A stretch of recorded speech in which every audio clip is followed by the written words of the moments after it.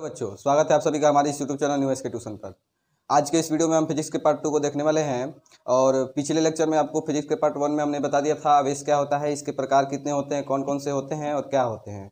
और मैंने स्थिर वैद्युतिकी के बारे में बताया था कि इसका खोज थेल साहब ने किया था। कैसे किया था? तो अंबर को लिए थे और वो जानवरों की खाल से रगड़ कर चेक किए थे कि इसमें जो है स्थिर वैद्युत आवेश है। ठीक है, तो अब हम लोग नेक्स्ट पार्ट को देखने वाले हैं कि जो है किसी भी वस्तु में आवेश कैसे उत्पन्न होता है। हम लोग देखने वाले हैं आज कि किसी भी वस्तु जो है उसमें आवेश कैसे उत्पन्न होता है। तो वस्तु को आवेशित करने की विधि, वस्तु को आवेशित करने की विधि, तो कौन कौन सी विधि है जिससे वस्तु जो है आवेशित हो सकता है। तो सबसे पहला विधि जो है हमारा क्या है? घर्षण है। सबसे पहला विधि जो है हमारा क्या है? वो घर्षण है। घर्षण द्वारा, तो घर्षण द्वारा हम लोग वस्तु को कैसे आवेशित कर सकते हैं? घर्षण में होता क्या है, आप लोग पिछले कक्षाओं में पढ़ा होगा। घर्षण में क्या करते हैं कि दो वस्तुओं को आपस में रगड़ते हैं और रगड़ने से वहाँ पर ऊष्मा उत्पन्न होता है और वह क्या होता है? आवेश होता है। ठीक है, तो घर्षण में हम लोग क्या करेंगे? वस्तुओं को आपस में रगड़ कर आवेशित करेंगे। पहला विधि आप लोग समझ गए होंगे, वस्तुओं को आपस में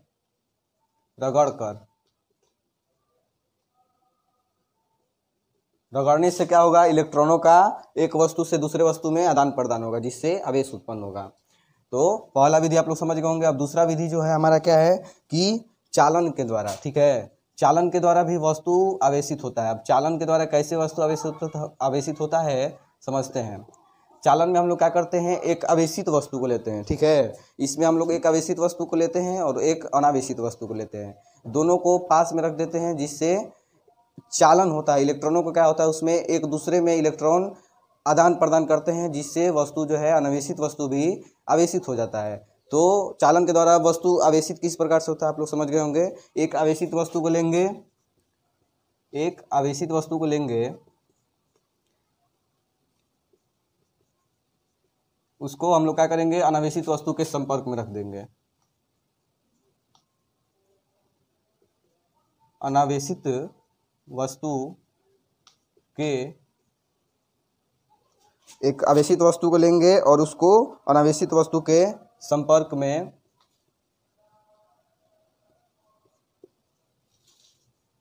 रख देंगे। ठीक है, और इसमें आवेशों का आदान प्रदान होगा। ये तब तक आवेशों का आदान प्रदान नहीं रुकेगा जब तक कि दोनों में आवेश समान नहीं हो जाए। और इससे दोनों वस्तु जो है आवेशित हो जाएंगे, उसमें आवेश प्रवाहित होने लगेगा। अब तीसरा विधि क्या है हमारा? तीसरा विधि है भू संपर्क विधि। और ये जो है सबसे ज़्यादा इम्पोर्टेंट है। ये 2 नंबर में क्वेश्चन डायरेक्टली पूछा भी जाता है। बिहार बोर्ड में या किसी भी बोर्ड में एग्जाम में डायरेक्टली 2 नंबर में पूछा जाता है कि वस्तु को भू संपर्कित करना होता क्या है। तो इसमें क्या होता है? एक वस्तु को हम लोग ले लेंगे। ठीक है, इसमें हम लोग एक वस्तु को लेंगे और उसको किसी चालक तार के द्वारा, ठीक है, तार के द्वारा सीधे हम लोग धरती से जोड़ देंगे, पृथ्वी से सीधे जोड़ देंगे। और इसमें क्या होगा? आवेशों का आदान प्रदान होने लगेगा। देखिए, समझ लीजिए चित्र से। एक हम लोग वस्तु को ले लेंगे। ठीक है, ये मान लीजिए वस्तु है। अब इसको हम लोग किसी तार के द्वारा सीधे धरती से जोड़ देंगे। इसको सीधे क्या करेंगे? धरती से, अर्थ है मान लीजिए ये, यहाँ पे हम लोग जोड़ देंगे तो यहाँ पे क्या होगा? सीधे आवेशों का आदान प्रदान होगा। धरती से इधर आवेशों का आदान प्रदान, आप लोग समझ गए होंगे। तो भू संपर्कित करना में लिख लीजिए, वस्तु को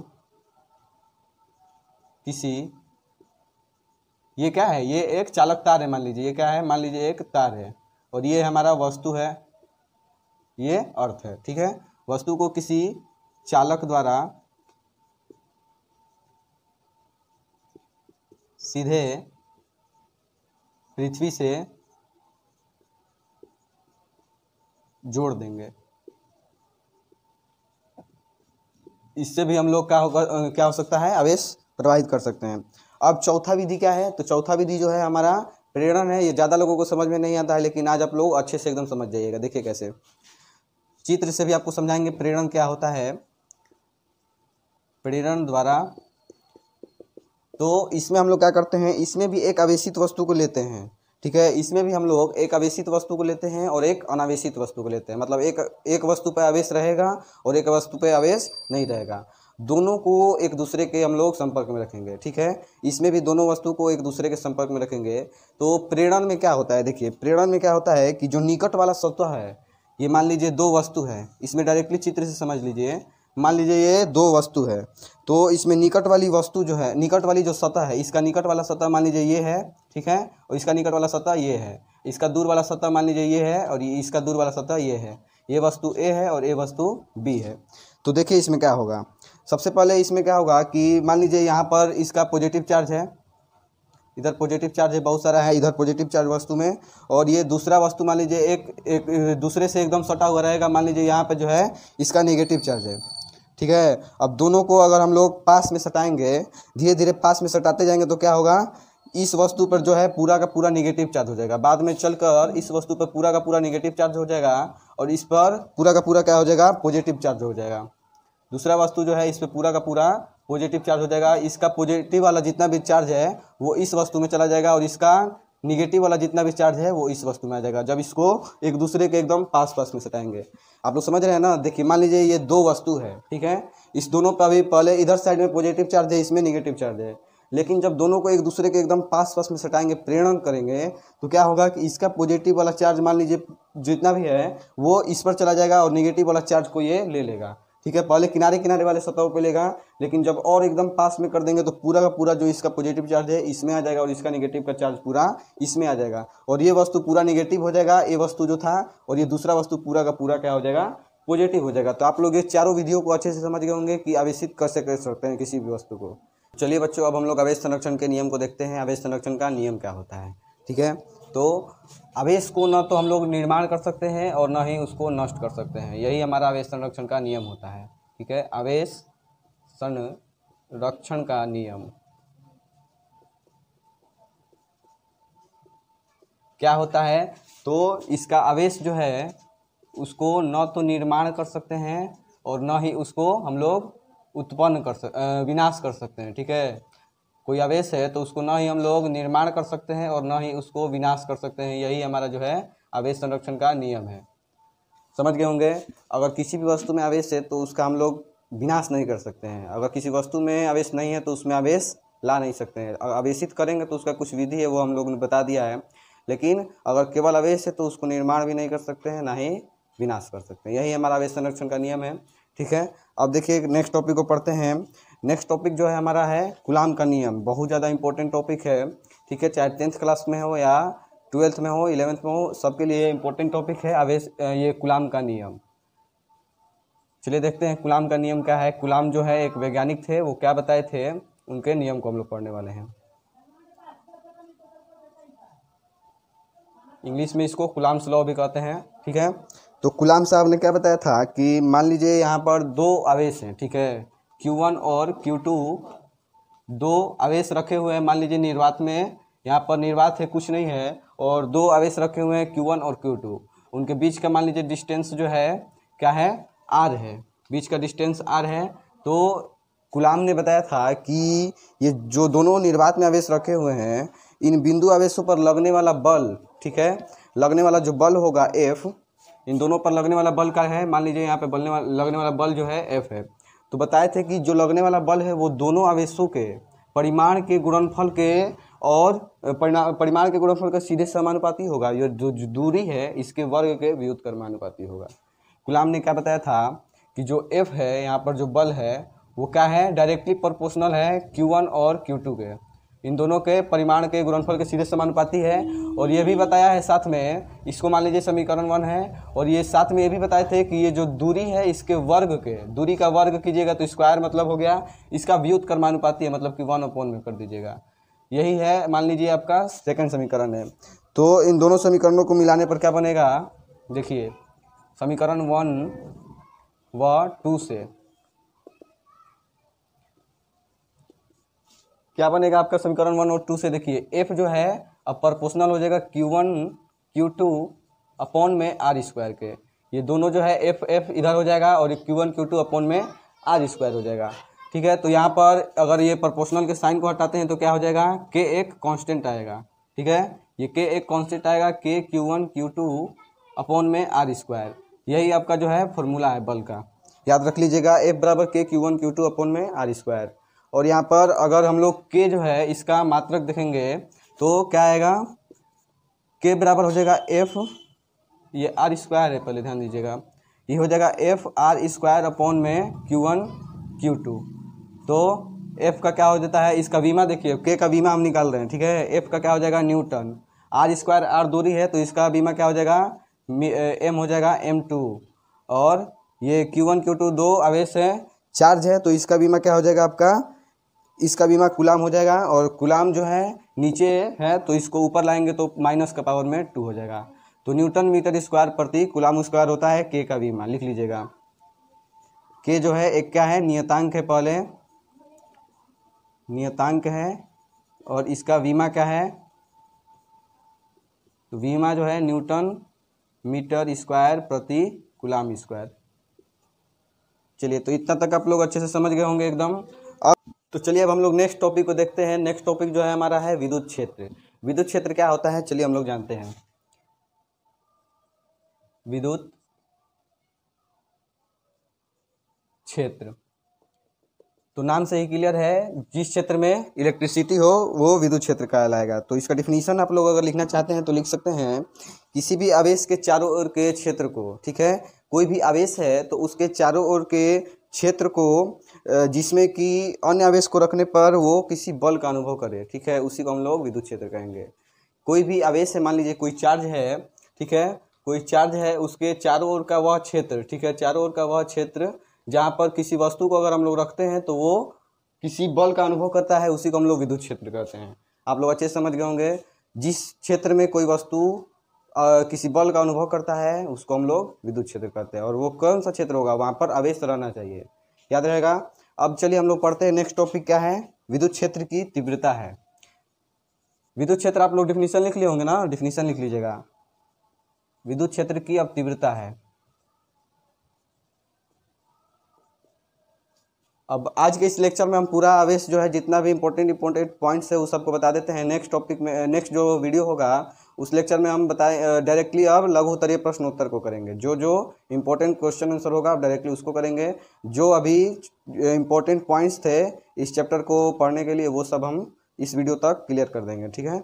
अब नेक्स्ट वीडियो में डायरेक्टली लघुत्तरीय प्रश्नोत्तर होगा। तो विद्युत क्षेत्र की तीव्रता क्या है देख लीजिए। विद्युत क्षेत्र की तीव्रता किसी भी एकांक परीक्षण आवेश पर लगने वाले बल को हम लोग विद्युत क्षेत्र की तीव्रता कहते हैं। कोई एकांक परीक्षण आवेश को अगर ले लेते हैं तो उसके चारों ओर जितना भी बल लगता है उसी को हम लोग ये विद्युत क्षेत्र की तीव्रता कहते हैं। विद्युत क्षेत्र को हम लोग दर्शाते कैसे हैं, तो ई से दर्शाते हैं, याद रखिएगा। विद्युत क्षेत्र को हम लोग ई से दर्शाते हैं। और विद्युत क्षेत्र की तीव्रता को देखिए क्या है, लिखना है तो लिख भी सकते हैं, किसी एकांक परीक्षण आवेश पर लगने वाला बल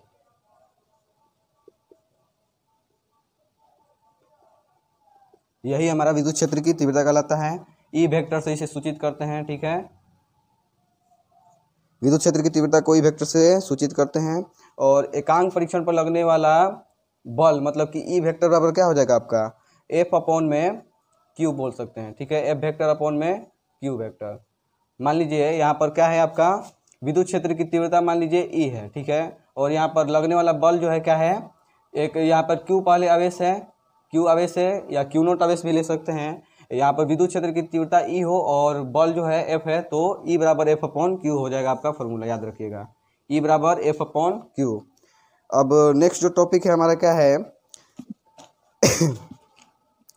नेक्स्ट जो टॉपिक है हमारा विद्युत क्षेत्र की रेखाएं। ये चारों जो तीनों जो भी है ना, ये सारा का सारा इंपॉर्टेंट टॉपिक है। विद्युत क्षेत्र रेखाएं, इसको विद्युत बल रेखाएं भी कहते हैं, याद रखिएगा। क्वेश्चन में विद्युत बल रेखाएं भी आ जाता है या विद्युत क्षेत्र रेखाएं आ जाता है कि विद्युत क्षेत्र रेखाएं या बल रेखाएं क्या होता है। तो आवेश के चारों ओर विद्युत क्षेत्र को निरूपित करने वाली रेखाओं को हम लोग क्या कहते हैं, विद्युत क्षेत्र या विद्युत बल रेखा कहते हैं। कोई मान लीजिए आवेश है, ठीक है, यहाँ पर मान लीजिए कोई क्यू आवेश है। अब इसके चारों ओर जितना भी रेखाएं हैं जो ये निरूपित करेंगे कि यहाँ पर कोई आवेश है, उसी को हम लोग क्या कहेंगे जी, विद्युत क्षेत्र रेखाएं या विद्युत बल रेखाएं कहेंगे, याद रहेगा। तो किसी आवेश के चारों ओर उसके विद्युत क्षेत्र को निरूपित करने के लिए खींची गई किसी काल्पनिक रेखाओं को हम लोग विद्युत क्षेत्र रेखाएं कहते हैं। डिफिनीशन लिख लीजिएगा, ये क्या होती है, काल्पनिक रेखा होती है। विद्युत क्षेत्र रेखाएं काल्पनिक होती हैं, इसको हम लोग केवल इमेजिन कर सकते हैं, ठीक है। यहाँ तक आप लोग अच्छे से समझ गए होंगे विद्युत क्षेत्र रेखाएं क्या है। अब जो है इसका कुछ गुण भी है, तो याद रखिएगा गुण क्या है कि ये धन आवेश से हमेशा पॉजिटिव चार्ज से चलकर और निगेटिव की ओर जाती है, ठीक है। ये हमेशा पॉजिटिव से निगेटिव की ओर जाती है, इसका ये गुण है। और इसका एक बहुत ही ज़्यादा इंपॉर्टेंट गुण है कि ये कभी भी एक दूसरे को काटती नहीं है। विद्युत क्षेत्र रेखाएं जो है अगर इसको आप लोग खींचेंगे तो ये कभी भी एक दूसरे को काटेंगी नहीं। ये निगेटिव पर ऐसे होगा और पॉजिटिव पर क्या होगा, दूर दूर जाएगा। पॉजिटिव चार्ज रहेगा तो सारा चीज़ ये दूर दूर जाएगा।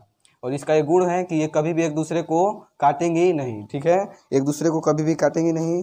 इसका गुण ये भी है कि ये एक दिशिक होता है, ये नहीं कि ये कभी एक दिशा में इधर जा रहा है कभी इधर आने लगा, तो ऐसा नहीं होता है, ठीक है। ये एक दिशिक होता है, याद रखिएगा। इसका कुछ गुण है जो एग्जाम में आते रहता है। अब नेक्स्ट टॉपिक जो है आपका क्या है, नेक्स्ट टॉपिक लिखिएगा विद्युत द्विध्रुव क्या होता है, ठीक है। विद्युत द्विध्रुव आघूर्ण को समझते हैं। द्विध्रुव आघूर्ण, तो द्विध्रुव आघूर्ण क्या होता है, आवेश के परिमाण, किसी द्विध्रुव पर आवेश का परिमाण और आवेश के मध्य की दूरी के गुणनफल को द्विध्रुव आघूर्ण कहते हैं। द्विध्रुव आघूर्ण क्या है जी, देखिएगा। द्विध्रुव आघूर्ण जो है किसी आवेश का परिमाण मान लीजिए Q है और इसका गुणनफल मान लीजिए कि इसका जो दूरी है मान लीजिए अगर 12 है, तो इन दोनों के गुणनफल को हम लोग क्या कहेंगे, द्विध्रुव आघूर्ण कहेंगे। इसको हम लोग P से सूचित करते हैं। आप लोग वैद्युत द्विध्रुव आघूर्ण को अच्छे से समझ गए होंगे। क्या हमने बताया है वैद्युत द्विध्रुव आघूर्ण में, P जो है P बराबर होता है Q इंटू 2L। 2L क्या है, बीच की लंबाई है, आवेशों के बीच की लंबाई है, आवेश का परिमाण जो है Q है, और P क्या है, द्विध्रुव आघूर्ण है। इसको हम लोग द्विध्रुव आघूर्ण को P से दर्शाते हैं। और ये फॉर्मूला आप लोग याद रखिएगा, इस पे क्वेश्चन भी आता है। इसमें हम लोग को आवेश और लंबाई दे देगा और हम लोग से पूछेगा द्विध्रुव आघूर्ण, तो बता दीजिएगा फॉर्मूला से P बराबर Q इंटू 2L। अब हम लोग का अंतिम टॉपिक जो है क्या है, वैद्युत फ्लक्स है। वैद्युत फ्लक्स क्या होता है, चलिए हम लोग जानते हैं।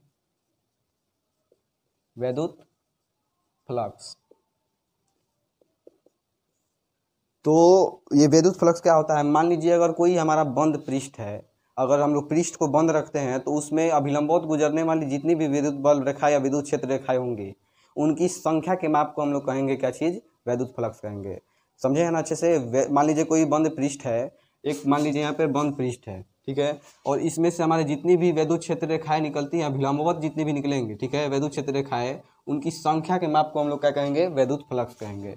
लिख लीजिएगा कि किसी बंद पृष्ठ से अभिलंबवत,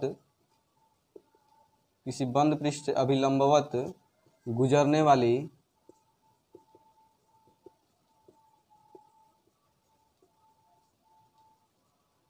वैद्युत बल या वैद्युत क्षेत्र भी बोलते हैं इसको, बताया अभी हमने बताया है कि वैद्युत बल रेखा को वैद्युत क्षेत्र रेखा भी कहते हैं। तो किसी बंद पृष्ठ से अभिलंबवत गुजरने वाली वैद्युत बल रेखाओं की संख्या के माप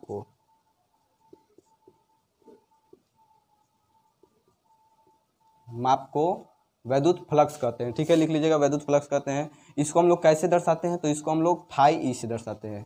इंग्लिश में इसको क्या कहते हैं, इलेक्ट्रिक फ्लक्स, तो इसको हम लोग फाई ई से दर्शाते हैं वैद्युत फ्लक्स को।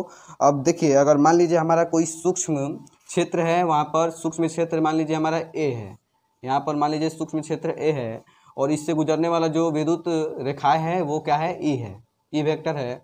तो इस पर जो वैद्युत फ्लक्स का मान होगा वो कितना होगा, वैद्युत फ्लक्स का मान जो होगा ई वेक्टर इंटू ए वेक्टर के गुणनफल के बराबर होगा, ठीक है। वैद्युत फ्लक्स का मान क्या होगा, ई वेक्टर इंटू ए वेक्टर होगा। तो आज के लिए इतना ही रहने देते हैं। अब जो भी गाउस का नियम है इंपॉर्टेंट, जितना भी क्वेश्चन आंसर है इंपॉर्टेंट, वो सभी हम लोग लघु उत्तरीय प्रश्नोत्तर और दीर्घ उत्तरीय प्रश्नोत्तर में क्लियर कर लेंगे। अब याद रखिएगा, गाउस का नियम जो है इस चैप्टर में सबसे इंपॉर्टेंट क्वेश्चन है, वो 5 नंबर में आता है, हर एक बार आता है एग्जाम में 5 नंबर में, इसी को घुमा फिरा कर क्वेश्चन पूछते रहता है। तो दीर्घ उत्तरीय प्रश्नोत्तर में हम लोग इसको क्लियर कर लेंगे, और भी कुछ छोटे मोटे डिफिनीशन हो जो लघु उत्तरीय प्रश्नोत्तर में क्लियर हो जाएंगे। तो आज के लिए इतना ही रहने देते हैं। बताइएगा कमेंट बॉक्स में हमारा वीडियो ये कैसा लगा है। अब नेक्स्ट वीडियो जो होगा लघु उत्तरीय प्रश्नोत्तर का होगा, इसको आप लोग देखिएगा अच्छे से।